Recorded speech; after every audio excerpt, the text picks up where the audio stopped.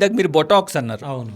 Botox అంటే అది brand name అండి. యాక్చువల్గా బాటిలినం టాక్సిన్ అంటాం అందులో ఉండే మెడిసిన్ని. ఓకే. ఇది ఎందుకు యూజ్ అవుద్ది అంటే మనకి బేసిక్గా అదొక పాయిజన్, మజిల్స్ని ప్యారలైజ్ చేసే పాయిజన్ అది. ఓకే. దాన్ని డైల్యూట్ చేసి దాన్ని ప్యూరిఫై చేసి చేసి చేసి బాగా మైన్యూట్ క్వాంటిటీస్లో తయారు చేసుకొచ్చి మనకి అమ్ముతారు. ఓకే.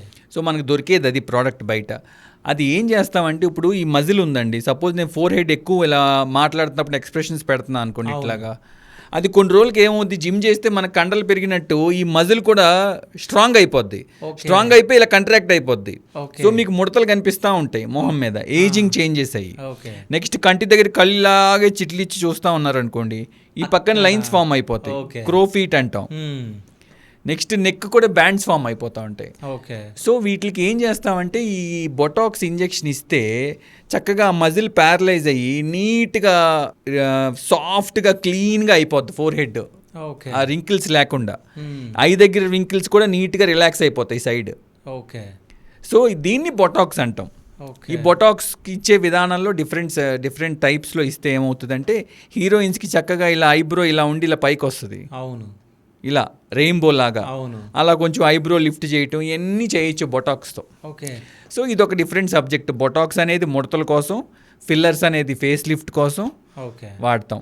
థ్రెడ్ లిఫ్ట్ అని కూడా ఉంటుంది. ఇలా ఫేస్లోకి థ్రెడ్స్ లాగా ఇలా పాస్ చేసి ఆ థ్రెడ్స్ని పైకి పుల్ చేస్తాం. పుల్ చేస్తే ఇలా పైకి లెగుస్తుంది ఫేస్, ఒక 10 years యంగర్ కనిపిస్తుంది. అంటే ఆ థ్రెడ్స్ తర్వాత రిమూవ్ చేస్తారా? లేదండి, అవి కరిగిపోతాయి లోపల, స్లోగా మెల్ట్ ఆఫ్ అయిపోతాయి. 1.5 yearలో మెల్ట్ ఆఫ్ అయిపోతాయి లోపల. నాకు ఇక్కడ ఒక డౌట్, అంటే థ్రెడ్స్ తోటి మీరు పైకి ఇట్లా లాగుతారు, లాగినప్పుడు అది ఎట్లా ఉంటుంది? అంటే ఆ థ్రెడ్ ఎలా ఉంటుంది అంటేనండి, మీకు ఇది థ్రెడ్ అనుకోండి, దీనికి ఇట్లా పక్కకి ఇట్లా ఆపోజిట్ డైరెక్షన్లో బాబ్స్ అని ఉంటాయి. మీరు ఇలా థ్రెడ్ని లోపలికి పంపినప్పుడు అది వెనక్కి లాగిన తర్వాత బాబ్స్ అన్ని ఆపోజిట్ డైరెక్షన్లో ఎంగేజ్ అయిపోతాయి. ఎంగేజ్ అయిపోయి ఆ థ్రెడ్ ఒక డైరెక్షన్లో ఉంటుంది, అయ్యో ఒక డైరెక్షన్లో ఉండేసరికి ఇలా పైకి లేపి పెడుతుంది అనమాట ఫేస్ని.